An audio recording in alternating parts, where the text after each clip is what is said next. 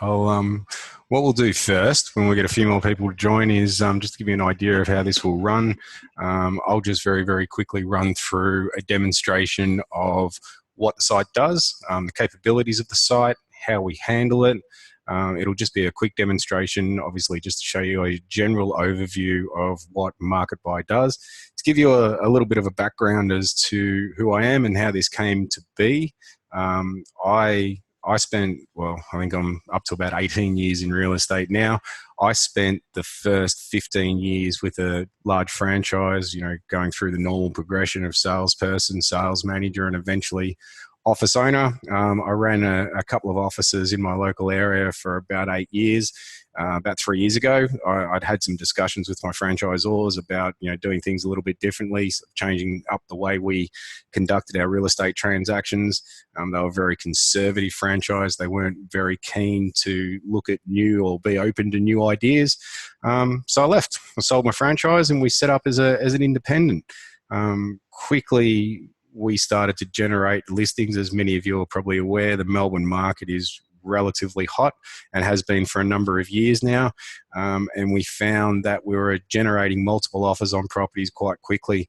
Being 28 k's out from the central Melbourne, we weren't a hugely auction-dominated area. So we were left with the old sale by set date, sale by fixed date type of sales. We found ourselves very, very quickly writing up 5, 6, 7 offers on a property, and it was just time consuming. It was one of those things where we would spend a good solid half a day to a full day meeting buyers, saying the same thing over and over again. And at the end of the process, what we often found was it was never a win. Buyers that didn't win were always at us to try and find out what the other offers were. Buyers that didn't win were always concerned that maybe they'd paid too much. Vendors were always left in the dark until the very last minute. And, overall, it wasn't a great experience, and it wasn't something that you came out looking like the good guy in a lot of cases. So I went looking for something that would be a more transparent way to handle sales. And the reality is the harder I looked, the more I realized that there just wasn't anything out there that would do what I wanted it to do. So I decided to go about and build something. Seemed like a good idea at the time. I thought it'd take me about 3 months to do. In effect, we're 2 years later, and this is the result. So it wasn't as quick or as easy or as straightforward as I originally imagined it to be. But I think after all of that time, we have come up with a system that's quite effective. We've used it on, I think we're up to about 32 sales in total now. And, over that journey, particularly the first 12 months where we just ran it in-house and we didn't have other agents on board, we very much refined it. We changed it. We altered it. Every time we conducted a sale, we found things that didn't work as well or as seamlessly as we wanted them to.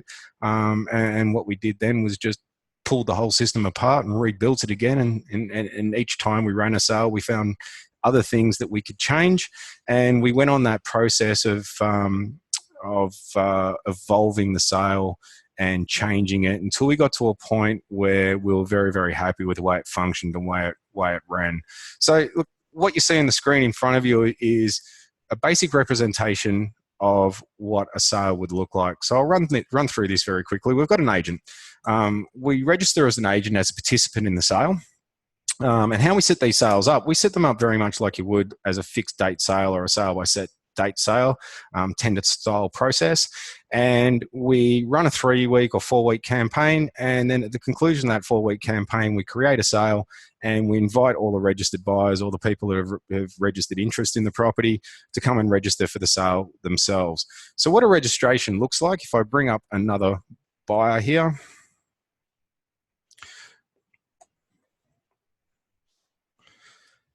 Registration looks something like this. So we can see the Jones family on the far side of the screen, they've got to create a password.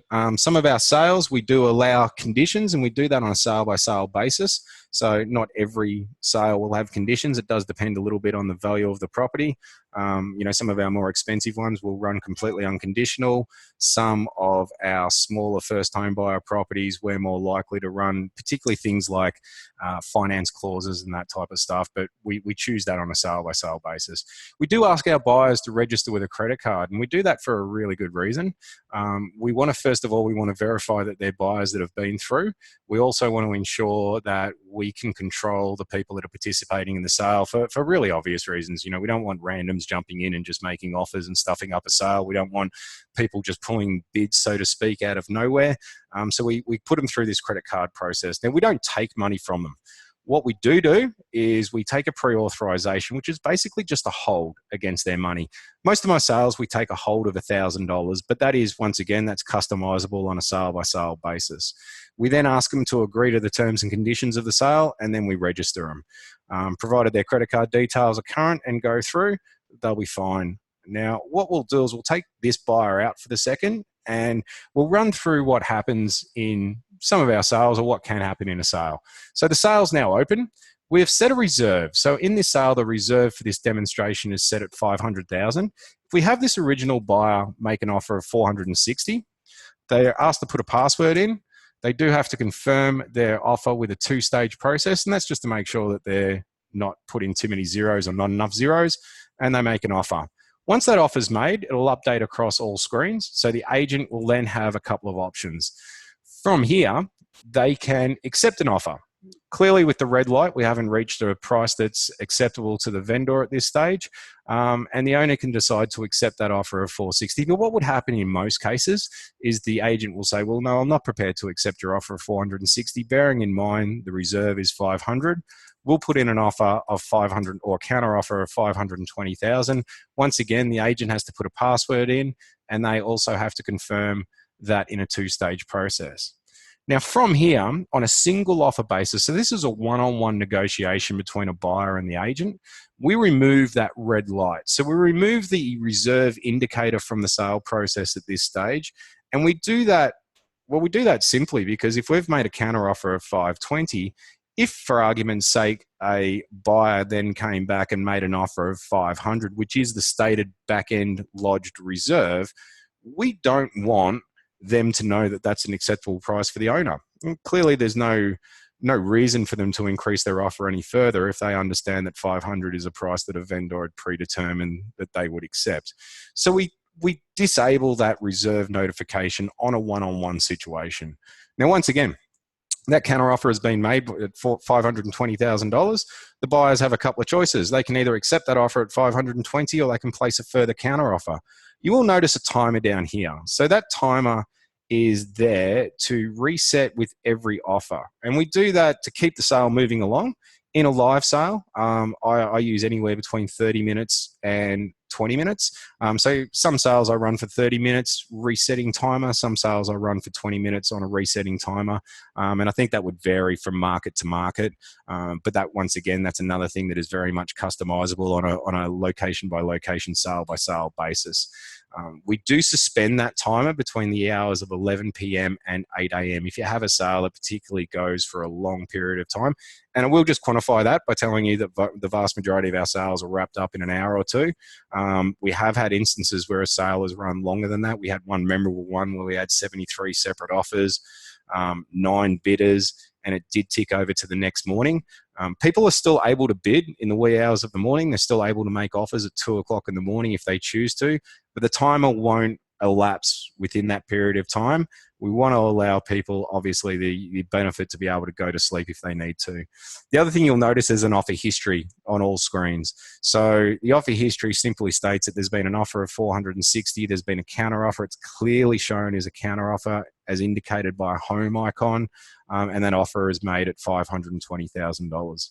So we have a buyer that's now said, well, I'll make an offer of $470,000.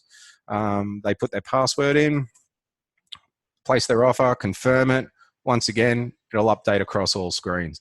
The other thing is that the vendors also have their own screen. And you can see that this screen renders perfectly well on a laptop, on a tablet, or a phone. So it does run across all devices. And the vendor has a screen. Now, they can't interact in the sale. They don't have the ability to influence it. We wanted to keep the agent as the gatekeeper for really good reasons. We let vendors loose on sales like this, and all sorts of things could happen. We wanted to have the experience and the knowledge and the expertise of an agent, and so that any moves that were made during the course of the sale, obviously done in consultation and in discussion with the owner, but at the end of the day, it's the agent that's making those moves or making those counter offers on behalf of their owner. So we'll just take the seller out of there for a moment. So we now have a situation where we've got that one-on-one negotiation between a buyer and seller. We may have 2 or 3 buyers registered, but no one else has made a move yet. So we'll bring in another buyer to the process. Now, their screen is slightly different, so they can see everything that's going on. What they can't do is accept the offer. So they can't come in over the top of a buyer who's currently negotiating with an agent and steal the sale, so to speak. The only way that they can get involved is to actually place an offer and show their intention to buy the property. So let's do that now. Our current standing offer from the other buyer is $470,000. The next logical offer would be a $480,000 offer. They put in their password, go through the 2-stage thing. It updates. You'll notice a couple of things here. So the accept offer button disappears. The agent is removed from the sale, so the agent can now no longer influence the sale, and in effect, the agent becomes a spectator, and our red light shows up. So now we've got an indication of reserve again, and it is now just down. So we'll take the agent out. It's now just down to the 2 buyers to pretty much fight it out, and fight it out until they get to reserve point. If during the course of the sale you had 1 buyer who just dropped out, just shy of reserve, and they weren't able to quite get there, and you had this buyer who was holding the highest bid, and you know that they're going to come up a little bit, you have that timer that in a live sale would be 30 minutes. It is possible to get on the phone to them and say, look, the reserve's $500,000. We need you to increase your offer a little bit. If they click on this link or this button here, they can actually bid against themselves. And that's just a negotiation thing that you can do in phone conversations with the buyer. And you can say to them, look, we're not quite there, but if you place another offer of 490 or 495, we may get closer to a point where the vendor will accept your offer. So while we don't make it very, very obvious, it's another tool that we've got up our sleeve as far as negotiations go with buyers, where we do have an opportunity to allow them to bid against themselves. Look, in all honesty, it gets used really, really rarely, but it is there as an option. The other thing I just want to point out is our timers do run on a 2-stage timer. So we have a timer below reserve and we have a timer above reserve. And we do that to keep the pressure on the buyers and to keep things moving along at a nice pace. So in a lot of my sales, I'll run a timer below reserve of 30 minutes, and then I'll reduce that to 10 or 15 minutes once we get beyond reserve. Give people less time to think, keep the pressure on, move the sale along. One of the things we learned in the early days is there's absolutely no benefit to having a sale running for 24 hours. We need to get these things tied up within an hour or 2. It keeps the buyers engaged, it keeps them interested, and just ensures that we get a result within a good period of time. The other thing that we do have is a 2-stage bidding increment. In the early days, we had people making very low bids below reserve, and it was taking us forever to get to reserve. So we made some changes to that not too long ago, and we can now set minimum bidding below and minimum bidding above reserve. And for a lot of my sales, I'll run $1,000 as a minimum offer below the reserve, and then reduce that to maybe $250 or $500 once we get above reserve, to give people those smaller incremental increases that they often need as we get to the business end of a sale. So we'll take these people above reserve just to show you what happens. 500,000, they've made their offer. Verify. You'll notice now that the light now goes green. That timer has reduced to 2 minutes. So it's 5 minutes before and 2 minutes after. Once again, that's purely for demonstration purposes, but it just shows the process that we go through or the process the buyers will experience in a live sale. The other thing that we've got on site is a downloadable PDF of all your sale contracts. So depending on what sale contracts you need, we can upload up to 2 different PDFs in 2 different locations. And this is just a sample contract. Obviously that one's just a dummy one that we've done up for the demonstration, but it does allow obviously all the sale documents to be very, very easily accessible from the buyer's point of view at any time. And once again, you just have a running history of the offer history. It's clearly indicated while the buyers aren't identified, it's clearly indicated on there who's made the offer and who's holding the offer. As far as who gets A, B, and C, well, that's really just first person makes the offer gets the A, and the second person's B, C, D, and they're on until we do have the capacity to have AA and AB offers. So if we get more than 25 or 26 buyers, we can go beyond that. But I suggest if you get 26 buyers, how they're allocated in the offer history is probably the least of your problems. It's probably a sale that I'd really like to see myself. So if we let that time out now, and the other thing I will point out is during the course of the sale, while it's not shown on this demonstration, at every point with every offer, people are getting alerts and emails to let them know that there are offers. They can control their own alerts, so they can get alerts when the offer period starts, when their offer's beaten, when there's 5 minutes remaining, when the offer's period's been completed, if the sale gets cancelled for any reason, any offer received and any counter made on behalf of the vendor by the agent. So they're completely notified all the way through. We find with the notifications, there's not a whole massive use for them, because we do find with these sales that people are pretty much glued to their screens. They're not very reliant on the notifications, but as a safety net, obviously it's always better to have those notifications in there. And once again, it's not something that is relied on heavily. If we let that sale time out, what happens now is the winning buyer will have $1,000 automatically deducted, or $1,000 in this case, automatically deducted from their credit card. That $1,000 will be directly deposited into our trust account, and then everyone else will have their pre-authorization, or the money that that we're holding against their credit card, automatically voided. So those voids will go through. They'll get an email notification to say that that money has been released and the void has taken effect. So we find, as far as getting people to follow up with the sale, taking $1,000 in their mind really almost commits them to the sale. That's what happens when the sale finishes. So there's a notification on there that says, congratulations, you're the winning offer. For the people that didn't win, unfortunately, you don't have the winning offer. Be in contact with us. We've got more properties to show you, all the rest of it. The vendors get a notification on their screen that says, congratulations, you've sold your house. And the agent gets a notification on their screen that says, congratulations, the house is sold. Get off your butt and go and get your contract signed and get it all sorted out. That, in effect, is the sale process. Now, I'll run through that relatively quickly. It's been 20 minutes. What I'd like to do is ask for any questions. Is there any questions in regards to any specific questions into how we handle this and how the site works?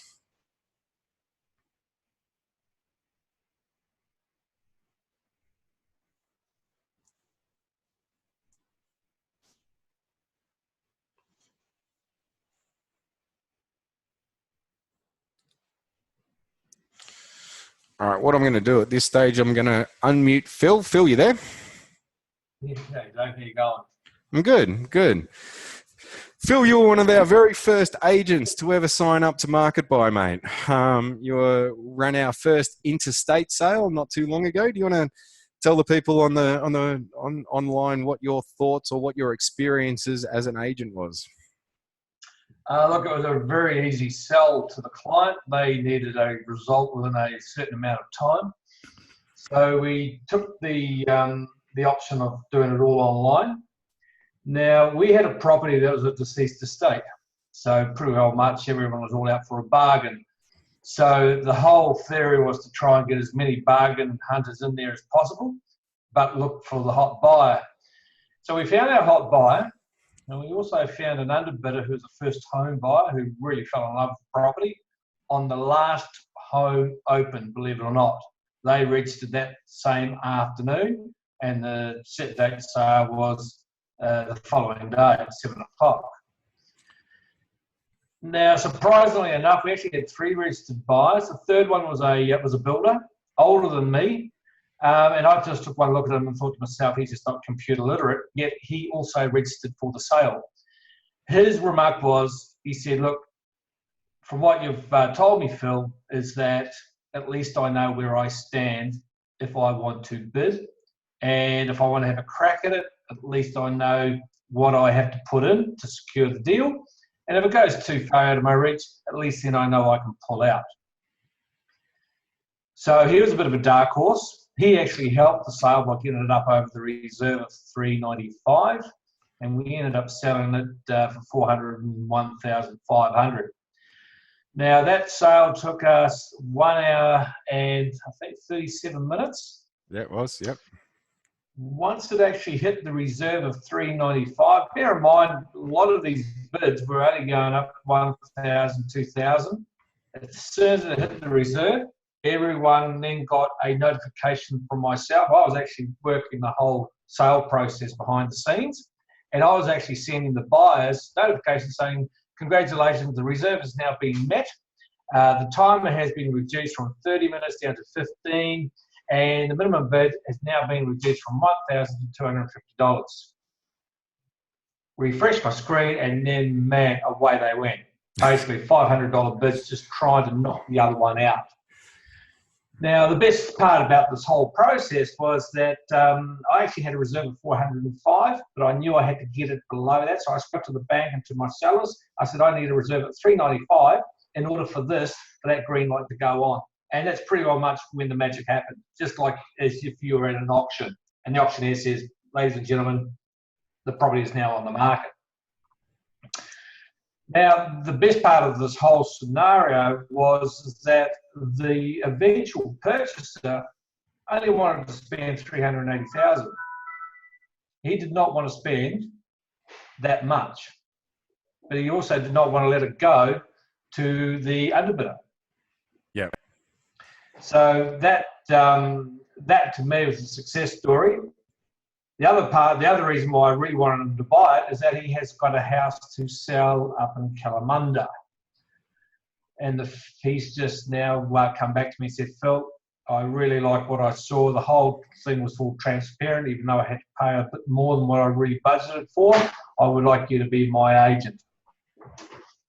Now, I don't even sell up in Kalamunda, but I managed to beat off 4 other local agents for the business, and he signed up. It's going to be about a $16,000 fee plus marketing. Fantastic. So to try and explain it to a buyer, look, it is fairly new. Everyone all knows the auction process. They all have heard about tenders, and they've all heard about private treaties.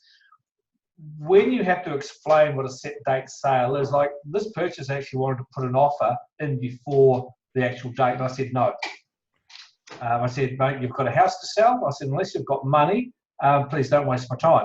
This will be made available to all registered buyers on the night.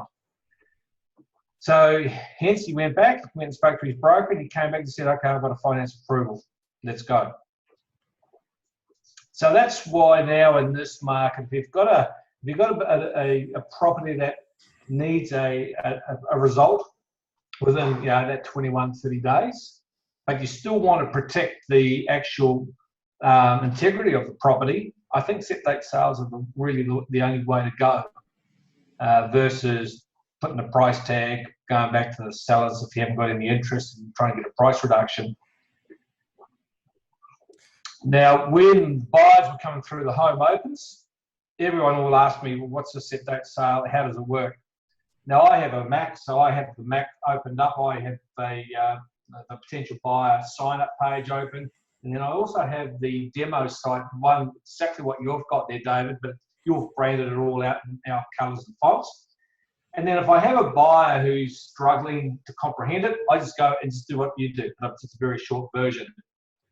So look, this is what it is. Obviously, you'll get a registration, give us your credit card details, we'll set you up, and then on 7 o'clock, you're good to go. You've got 30 minutes to log in and put a bid in.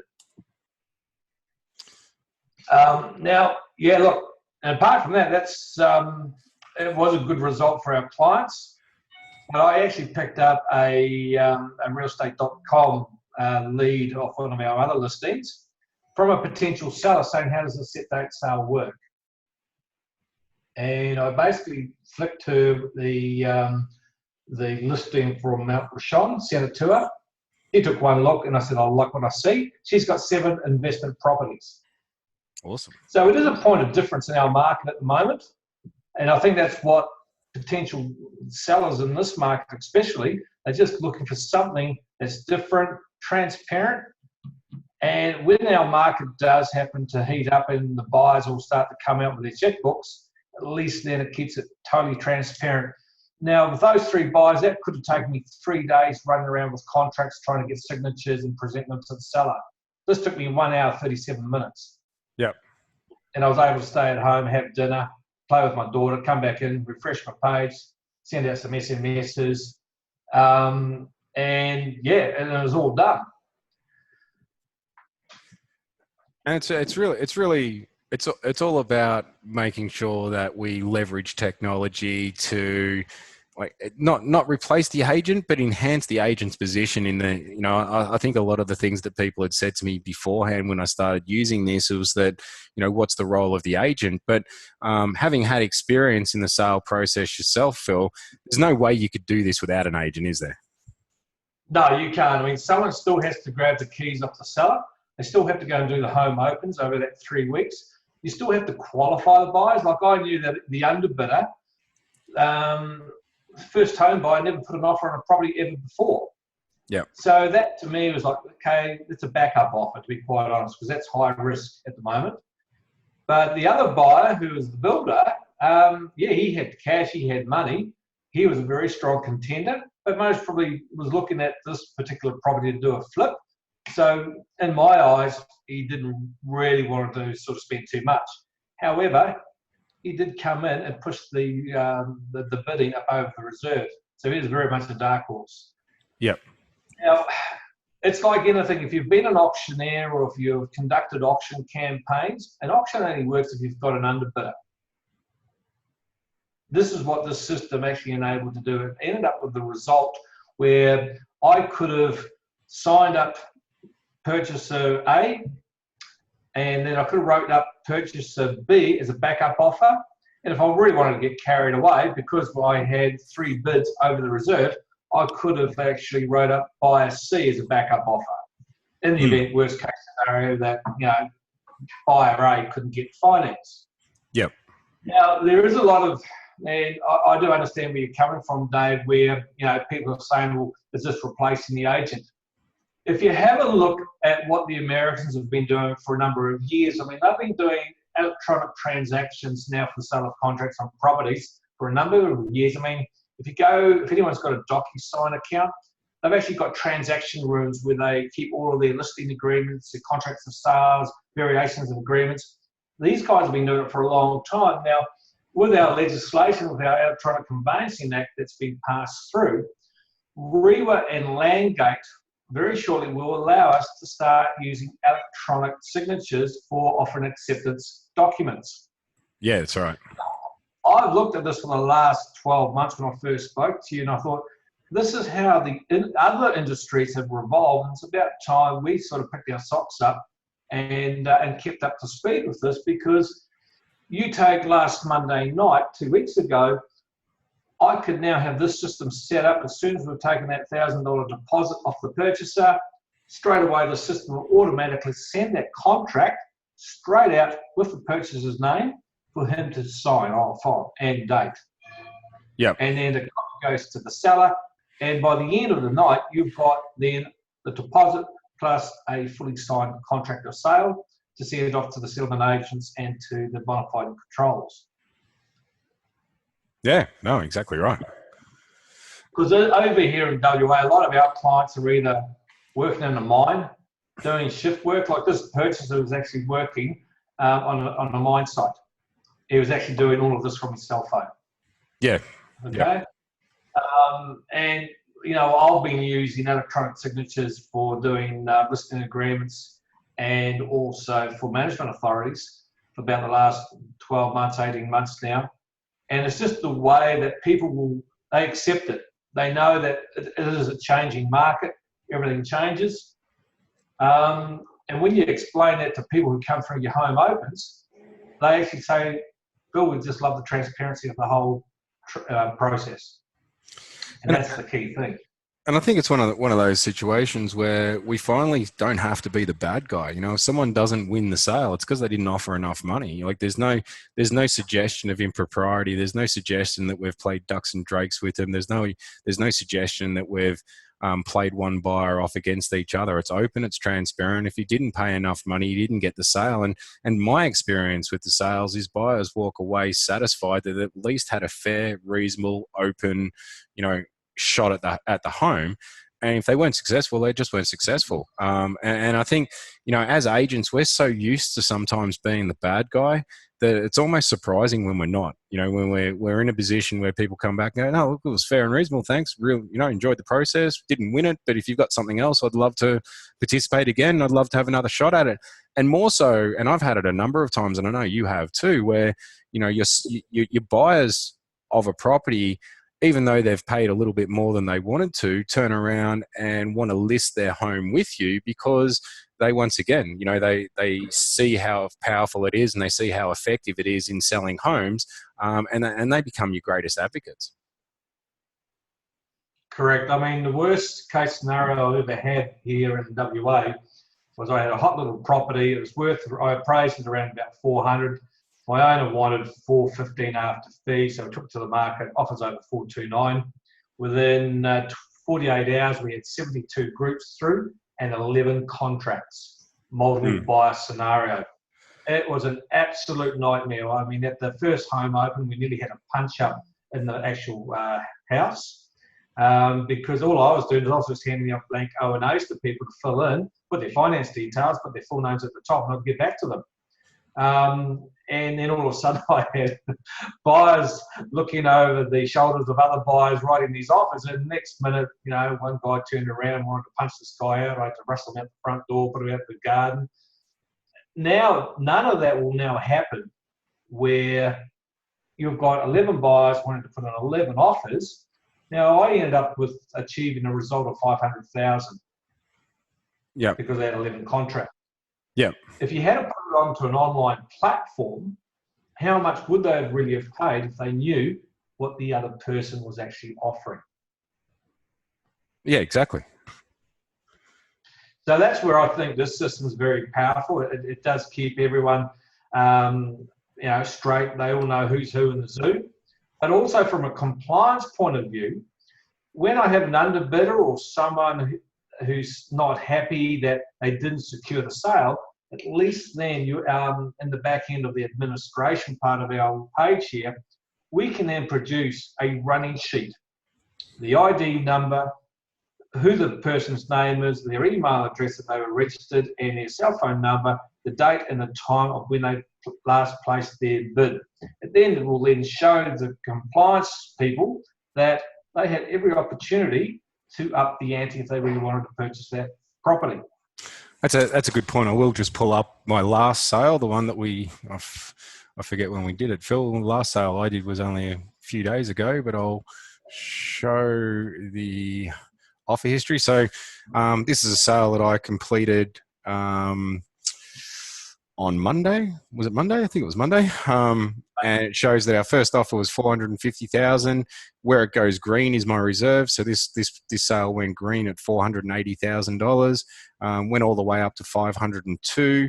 That sale started at 7, finished at 10 past 8. So once again, just over an hour and 10 minutes. We had, we've got all the people that made their offers, their details, their information. I can click through to those individual people. I can see that they were active. I've got their phone numbers. This one was conditional on finance, but it gives me all the information I need. And this is what Phil's talking about from a compliance point of view. In the back end of the software, I've got all the data and all the information I need, that if any questions are ever asked about who was making the offers and were they legitimate, I have a complete running sheet that I'm able to run with. So, we certainly make sure that all of that information is provided and accessible, and, obviously we take that information and retain it in the file. Excuse me. Look, we've done a very brief run through. Phil, thank you very much for your time. Is there anyone who's got any specific questions? Happy to unmute you and answer any questions that anyone might have about the site.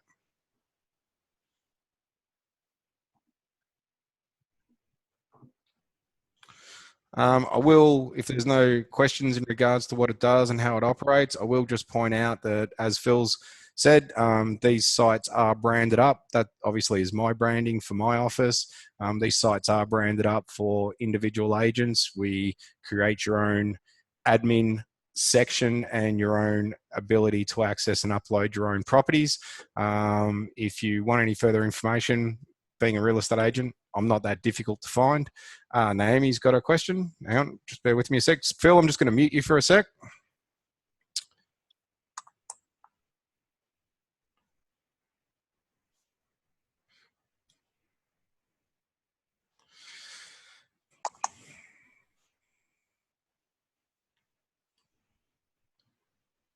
Naomi, you there?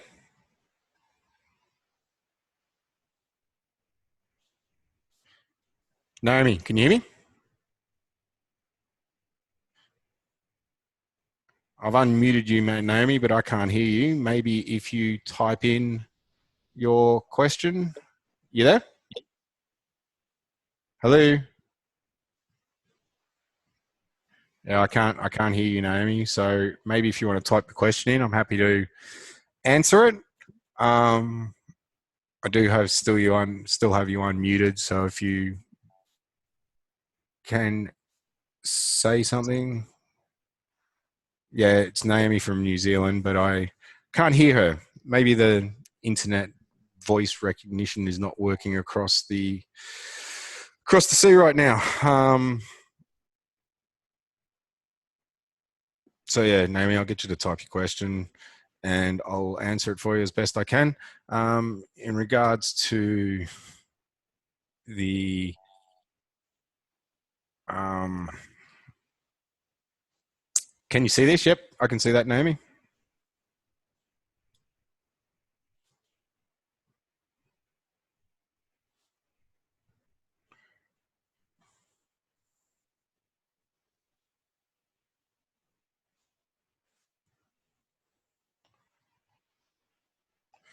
With the offer amounts, while the bidding is going on, what happens to the conditions on each offer? Okay, so the conditions are the conditions aren't visible. So what we effectively do is we decide on what conditions we're going to allow pre-sale. And that, in my market, will depend on what sort of property I'm selling. First home buyers will often have conditions available for finance clause. Because we're responsible for pre-authorising or allowing buyers to participate in the sale, and we generally know before the sale starts how many buyers we've got, we'll double check those conditions with the owner prior to allowing to proceed. So I'll generally have a rule with my finance clause that people can't be in excess of 80% of the sale price, and that in my market means that they don't have to deal with mortgage insurance. But obviously those are the type of things that we we'll double check with an owner. But in essence, the only thing the buyers see on screen is it's just a pure price representation.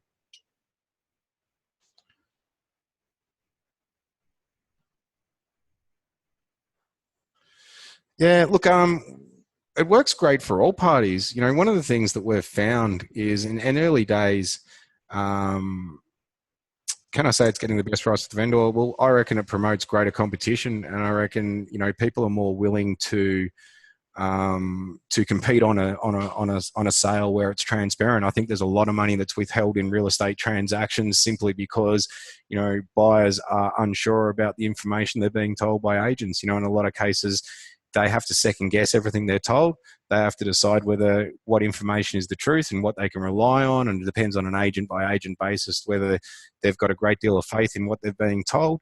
I think any system that promotes the maximum amount of competition and the maximum amount of buy-in and interaction from buyers, necessarily ensures that we give the vendors the very best chance to get the price. There's been a lot of discussion in online groups about whether an agent on a private negotiation could get a better price. Well, my argument is I think the real estate market, I think consumer expectations are moving beyond that. My experience with both vendors and buyers is that they are absolutely over the moon with the way that it works. So, look, I think that's an arguable point, whether it gets the best price. Clearly, I reckon it gives everyone the best chance to get the best price. And I think we need to move away from the closed offer, cloak and dagger type situation. I don't think it does anyone any favors. I certainly don't think it does the real estate industry any favors. And I don't think it promotes a great deal of engagement from buyers in regards to, interacting and competing on a property. As far as the rough cost, Paul, we run setup costs. So obviously we've got to provide branded demonstration pages. You see that one on the screen there. That's my screen, and that's my branded page. We provide that for each agent. We provide a subdomain so that each agent has their own admin section, able to upload their own properties. They also get a buyer registration page. And I spend a fair bit of time with each buyer, with each agent, as far as doing some training and getting you up to speed and giving you the tools that you need to go out there and actively promote this. We charge $900 plus GST as a one-off setup cost. It takes us about 3 or 4 days to get people up and running. From there, there's no fixed contracts, there's no lock-ins, there's no monthly fees. We simply charge $250 per transaction ongoing. So that's our cost structure. Is there any other questions?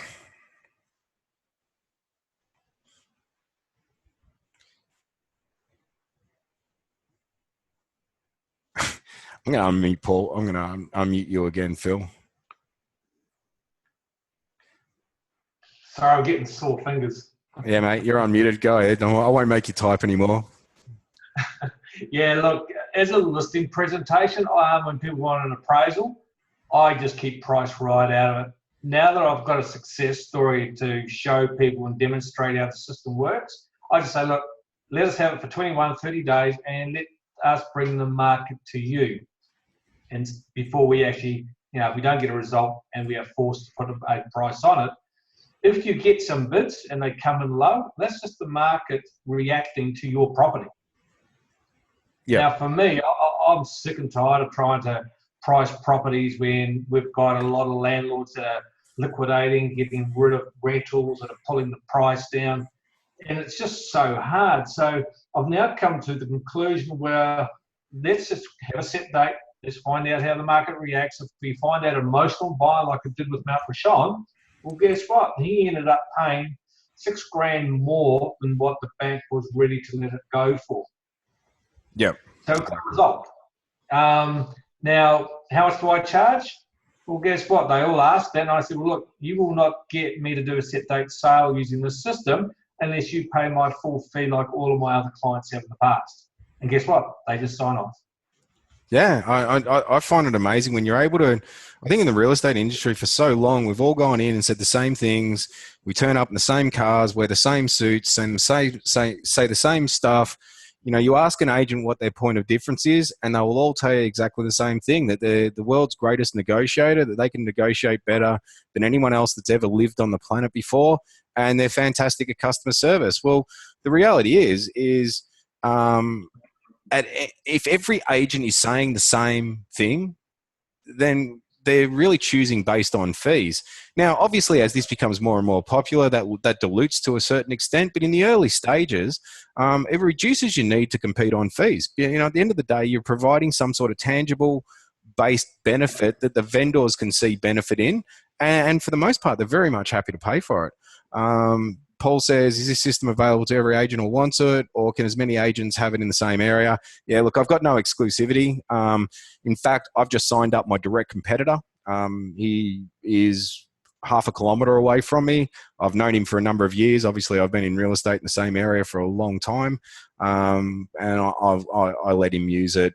I think it's one of these things that once we start creating exclusivity around it, then we're just going to create a situation where someone's going to try and copy it. I've had someone try and copy it over in lovely Perth, and they've done a bang-up job of it. They've not really put together a great system, and it doesn't perform anywhere near the way it should be.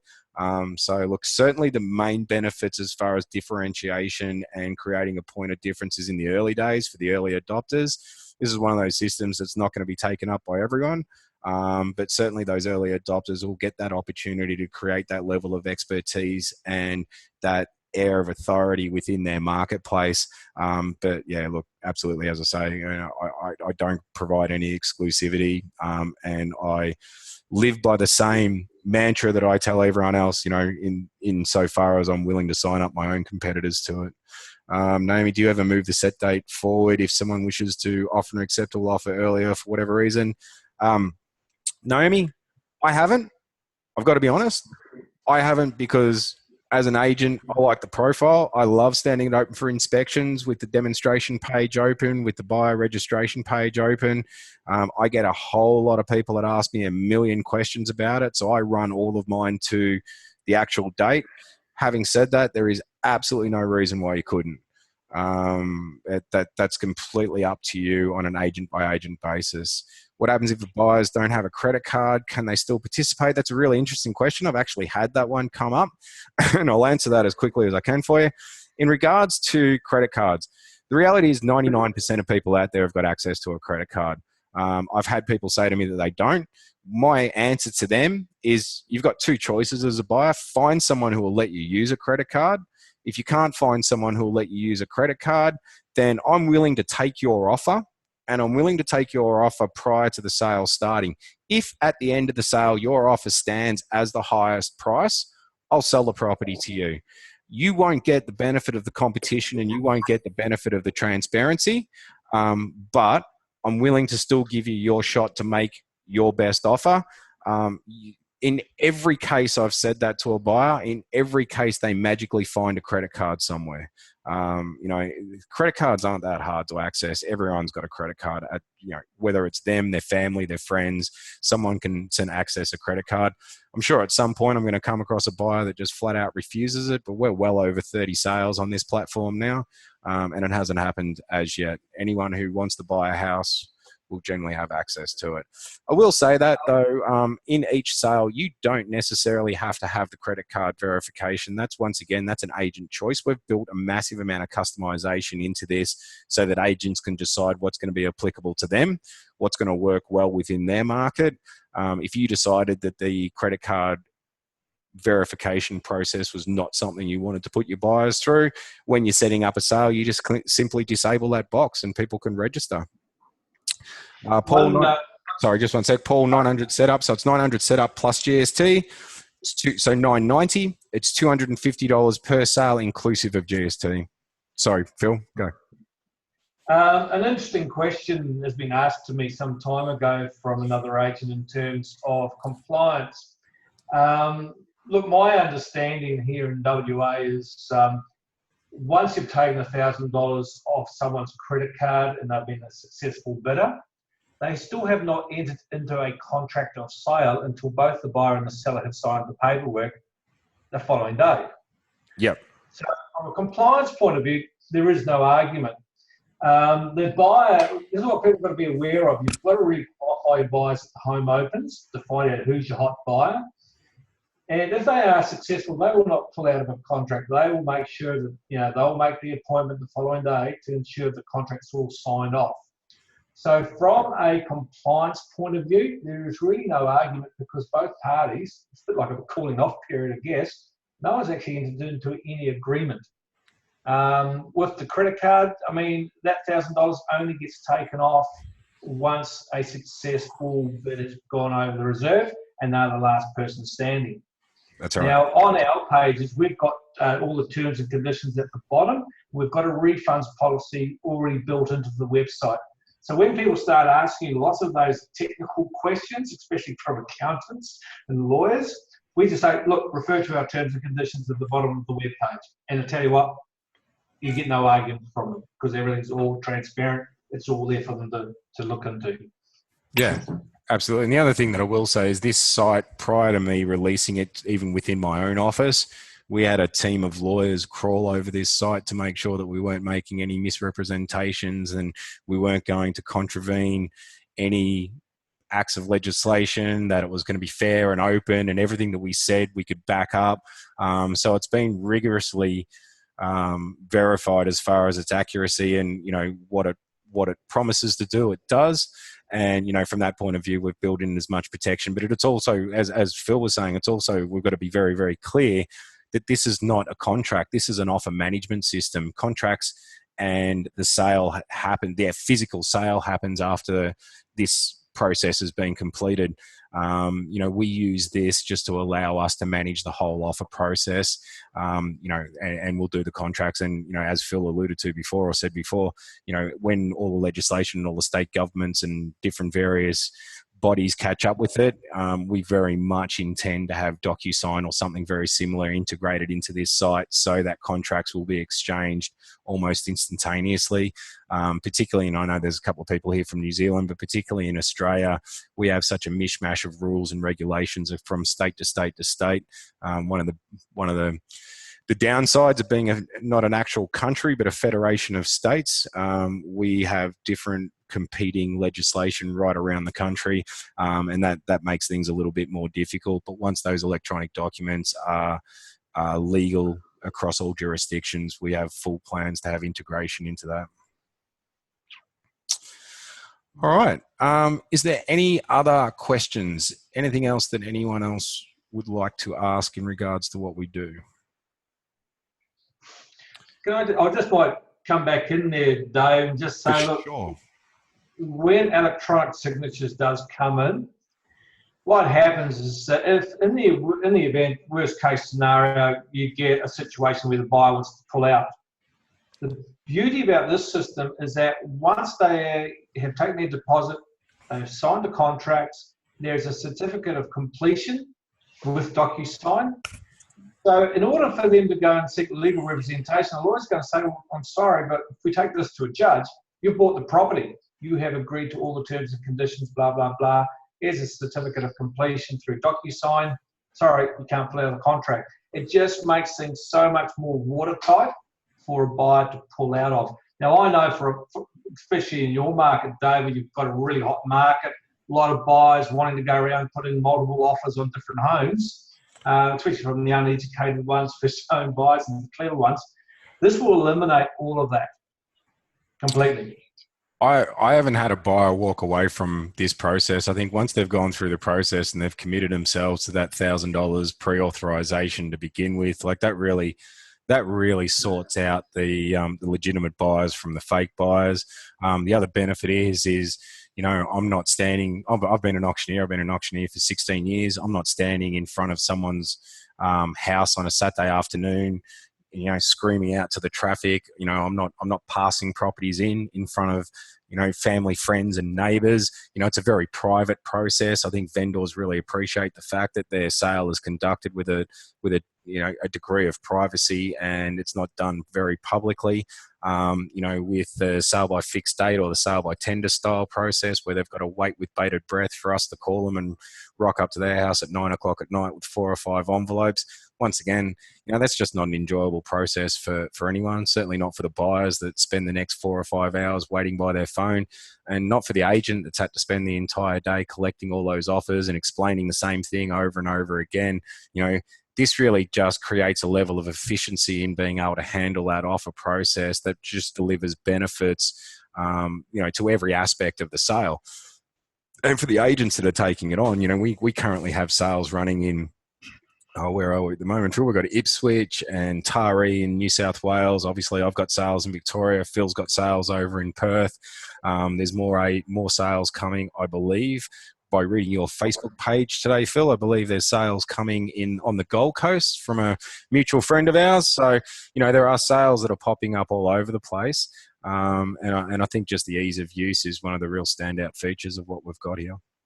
Correct. Look, especially over in New Zealand, where their market's now starting to come off the boil, what happens is a lot of agents are going to say, well, what if we don't get multiple registrations?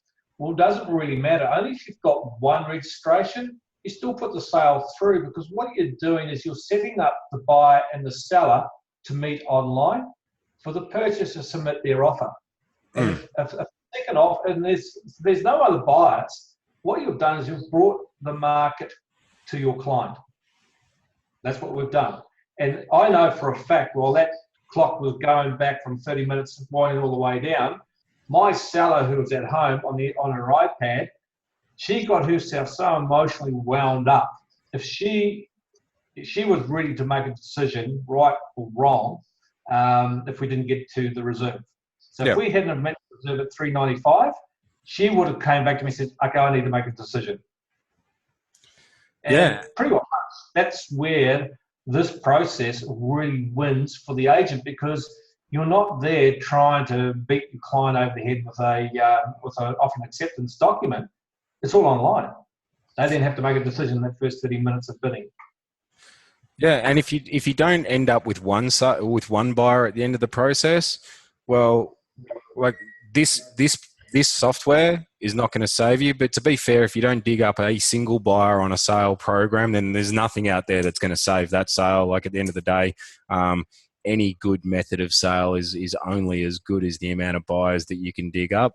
But we made massive enhancements to it, massive improvements when we introduced the counter offer ability and the ability for agent to have a lot more control over how the sale runs by being able to make those counter offers and being able to, extend the sale process. There's a couple of things that we do with our buyers with that counter offer process. We say to them that, once again, it's really, really important if you're looking at this property, if you see an offer come in, you need to make an offer as a buyer really, really quickly, because you need to take us out of the process. Because at any time we start making counter offers, if at any time that buyer clicks that accept offer button, which is like an eBay buy it now button, if at any time they decide to click that, the sale's over. Like the time is discontinued and the sale's over.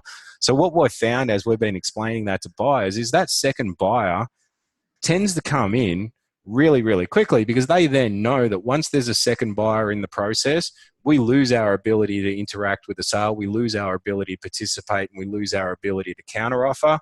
And it means that someone can't come in and just take the accept offer button. So it really creates that sense of urgency and really promotes the maximum amount of competition that you can possibly get. And I think it has, and then I could, as many of you may pick up, I could probably spend the next 10 hours talking about what this does and doesn't do. It has a lot of little nuances that really affect the sale program, for the better. And I've used 20 years of sales experience in the creation of this to make sure that we've thought as much as we possibly could. And the stuff that I didn't think about, the stuff that I didn't put in place when we first built it, well, we sure learned that in the 12 months where I ran road testing out of my own office. It was that 12 months of running live sales within my own office where we really found the things that worked and the things that didn't work. And a lot of the functionality of the software now is built purely on the back of real live experiences, day-to-day live sales out there. This isn't a program that's been built by, the boffins that come into the real estate industry and think that they can introduce something. This has been built really from a point of view of a salesperson that I got into real estate when I was 23. I've spent my entire adult life in real estate. And this has been built from a point of view of someone who has, done that entirely for the entire working life, and something that I wanted to be really effective for salespeople. For a salesperson as well, David, I've got to admit, for those that really want to get their point of difference in their marketplace, I've just called myself Phil Taylor Realty. That's my business name. And I've just gone philtaylorrealty.marketbuy.com. Yep. So when I'm talking with potential sellers, buyers, my name is in that hyperlink when they want to see the potential buyer sign-up page. So it does get your name out there, and all of a sudden sellers start to think that, well, as an agent, you've actually created this all on your own. Yeah.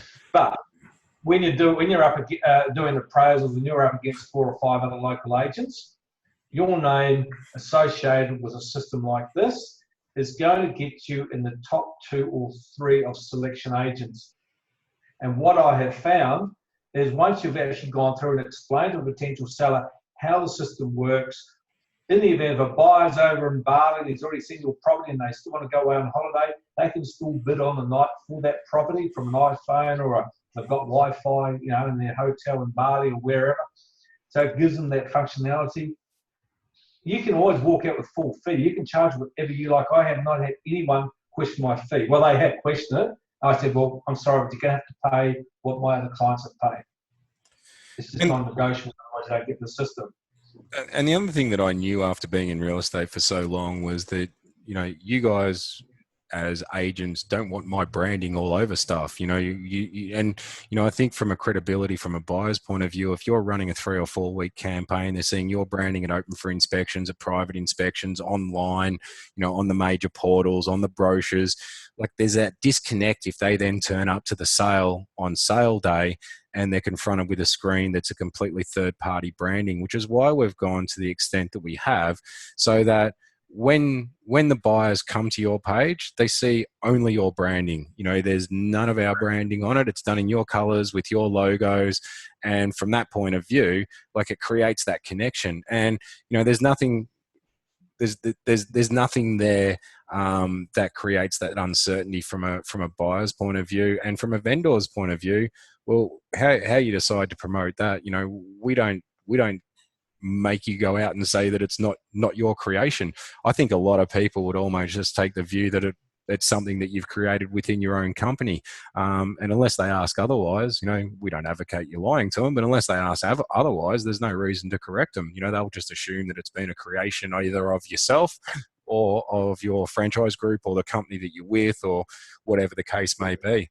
You know, and I was very, very clear when we set this up that we wanted to provide, you know, the branding that I knew from experience that I would want as an agent.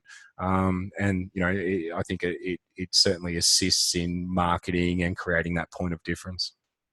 Look, you did, right? We are in the digital era now. But what I love about this is the external link that we load up onto realestate.com. Yep. I get more hits on that from potential buyers than them trying to find my contact me details at the bottom. You know, so it's just a great little tool to have, and also to show sellers, look, you know, we get inquiries from potential buyers. If there's an external link there on the front page of your listing on realestate.com, they hit it. And we've got all their details for us to follow up that particular buyer who's made that inquiry. Yeah, absolutely. Just got a question here. We currently do deadline sales, set sales with the less sold prior option. With this system, your recommendation to remove the unless sold prior option and run the full course. Alan, that is entirely up to you. I do, and I'm very, very open about this. I do the full program because I get a lot of branding out of it. I get a lot of questions. I get a lot of people turning up to open for inspections, asking me, you know, what the hell this software is and what it does and how it operates and how it acts. I don't use, while we still use a lot of local papers in my market here, I don't use local papers. I'm very much a digital specialist. I do all of my marketing online. So I don't spend people's money on print-based advertising, but I do replicate the sort of inquiries that a lot of traditional agents get from print by running a full campaign and getting out there and meeting people at open for inspections and having the opportunity to show them the stuff that we're doing and picking up you know, future vendor leads from that. As far as whether you run it for the full process or the full time, you know, I think you've got to make those decisions yourself. You know, I'm aware that there are so many different ways that agents work and so many different jurisdictions and so many different markets out there. You know, the reason I built so much customization into this site is because I wanted people to be able to build their own personality around it and build their own style, and to really use the software and its power for generating and handling offers, but also allow them a certain degree of flexibility so that they can create something that is uniquely them. I realize that's a really long-winded answer, but yeah, that's one that I would very neatly handball back to you and say, whatever's going to work well within your market. Okay, I'm going to show you an external link. I'll show you my external link because it's on page at the moment. So this is a market share property contact details. Essentially, I have that as an external link on our portal at realestate.com. And buyers fill that out. I also have it on display at Open for Inspections with a laptop, so people, as they're going through an Open for Inspection, can just fill it out, and that just gets emailed through to me. And I would then take and collate all of that information, and when I'm setting up the sale, I use that as the template of the people who I'm going to invite through to the sale. I don't know if you've seen this, Phil, but I just created a page for someone today. I've got a new one, and we have. Oh yes, Mike T on the Gold Coast. Yeah, no, he's in Wollongong. Have you seen his Have you seen his sign up page? You're going to love this. I'm going to have a whole heap of people asking me for this one. It's not letting me do it. Hang on.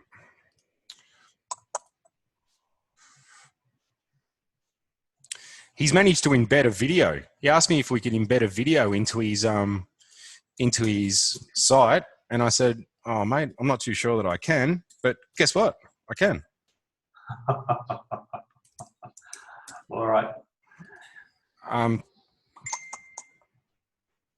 I'll definitely, we'll definitely look at that next week.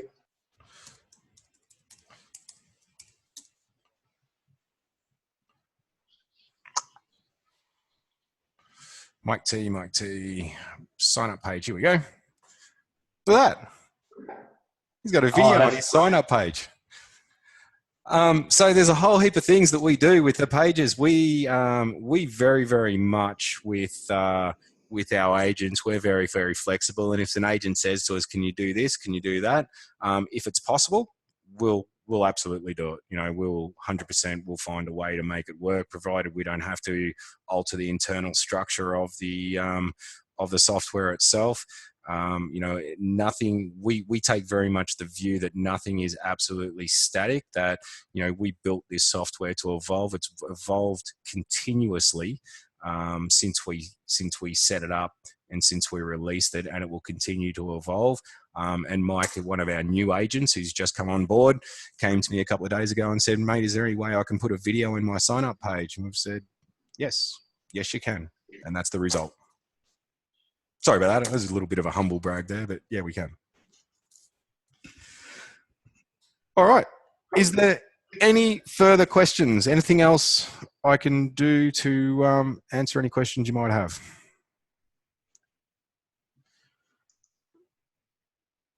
What did I miss, Chris? About an hour and 10 minutes, mate. We've recorded this, though, haven't we, David? Hey, yeah, I have recorded it. I'm going to unmute Chris here. Chris, are you there?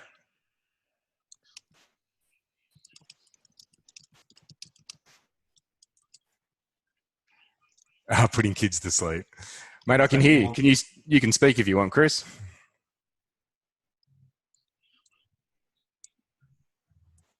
Thought you were listening. Mate, I've recorded this. Happy to send you a recording of it. I mean, we basically just ran through pretty much the same sort of stuff we ran through the other day, how the demo works. You might be interested in this, Chris. I've just worked out with Mike that on the sign up page, I can actually embed videos. So I've just only over the last couple of days worked out how to do that. But that's Mike in Wollongong, and on his buyer sign up page, we've embedded a YouTube video. So, you know, we can certainly do that. I've just got your message here. I'll speak to Joel today. If you want to shoot me a link at some point of the video that you would want embedded on your page, we'll make sure that gets embedded for you. Would you be able to insert the actual file rather than a link, Dave? Yep. So no, it's a link that it renders as it renders as you see. So it's just a YouTube. It's just basically a it's an embedded link, but it will render as a file. So if I click on, that's Mike's. If I click on that, it'll just play. Okay. Where I'm going with this is, someone doesn't want it coming directly from YouTube. Could they direct a link from another source? Yes. Okay, that's cool. Yeah, we absolutely can. All right, guys. Any other questions? Owen, are you allowed to have a video of the demo, please? Yes, absolutely. There's plenty of videos floating around on YouTube. I can organize a much shorter one for you. There's not too many people that want to go back and watch an hour and 10 minutes. But yeah, no, I can certainly provide you with a much shorter demo. The other thing is that we can certainly give you access to my demo page, and you can have a bit of a play around, or my demo site. You can have a bit of a play around with it and just get used to how it works and how it operates. And I can talk you through it so you can spend a bit of time just getting a good feel of how the site works. All right, guys, are we all? Right, I'll just very quickly put my phone number up there, David. So if anyone wants to copy and paste it, if they've got any other questions on how we actually set the sale up, what we say at the home opens, how we actually interact with the buyers, how we explain to the sellers, I'm just going to put my phone number up here very quickly. Yep. So if anyone wants to write that down on a piece of paper or copy and paste it, look, feel free to give me a call. Yeah, look, and all I can do is just tell you offhand some of the things I learned very quickly, especially when we were doing the sale. Like I actually had templates, and this was a bit of a hint from Dave. As soon as that green light went on, I had a premeditated SMS to fire out to 3 buyers, just explaining to them the green light's on, we are now hit reserve, the clock is now set back from 30 minutes to 15, and we're now taking a minimum bid of $250. That is like a second win in an actual live auction, where all of a sudden, as soon as they got that SMS and they read it, that's when the magic really happened and got it up to a successful result. Yeah, the other thing I will say about this, Chris, that's awesome. I find it really works very well. People are screaming out for something a little bit different. People are screaming out for a little bit of transparency. And I think, the days of us framing ourselves as being the gatekeepers of information, I think once we can provide that little bit of flexibility and something that's just a little bit different, I think people are all for it. I will just talk a little bit, a lot of times this stuff gets released and it's really released on a very, very flimsy basis.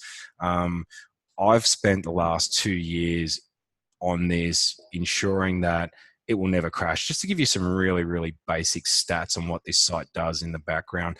This site it runs on its own dedicated server. It's all firewall protected. We've got a high-end server. Its only purpose is to run the market buy software.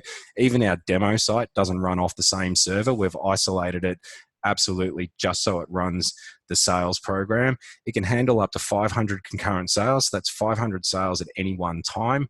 It can send out 9,500 emails per minute per sale. It can handle up to 10,000 viewers per sale. So we've built a Formula One race car for the road. Its capacity is well beyond anything that we've even close to using.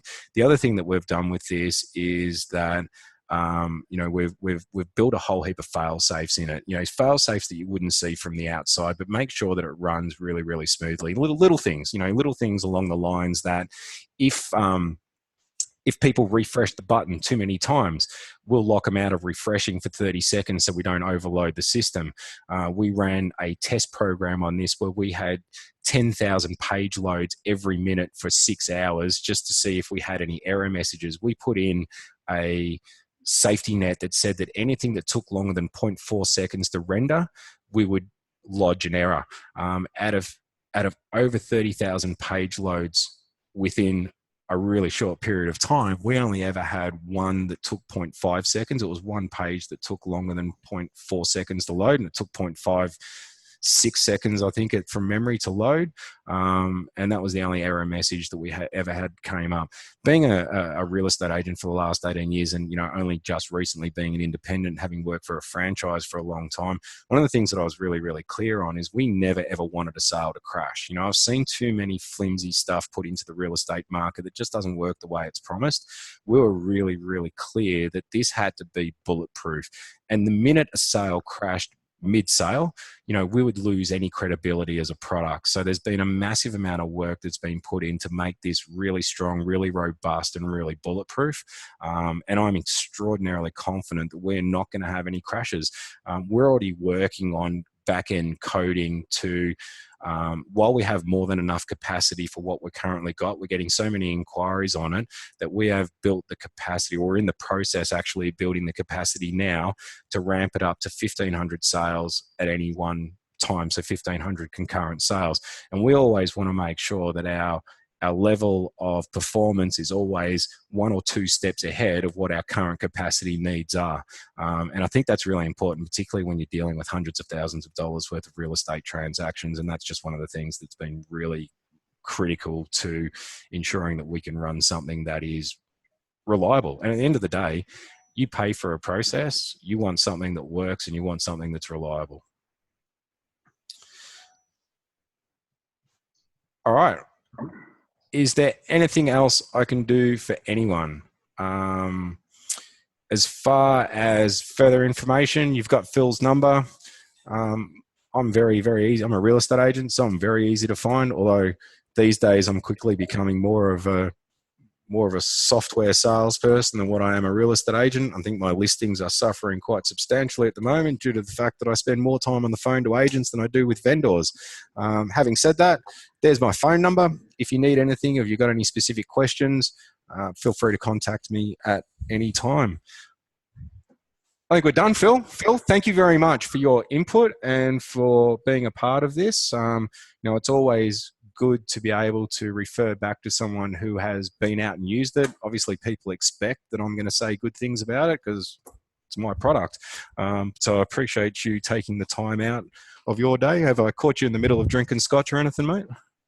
No, I'm a good boy. I've actually got to take my wife out for dinner. So I'm just now looking at my watch. So I've got a bolt. All right, you go. Thank you, everyone, for attendance. Feel free to contact me at any time if you've got any questions. Chris, you shoot that link through to me of your video, and we'll make sure that gets uploaded for you. And yeah, hopefully I'll talk to you all soon. Thanks, guys. Thanks, Dave. Thanks, everyone. Thanks, Phil.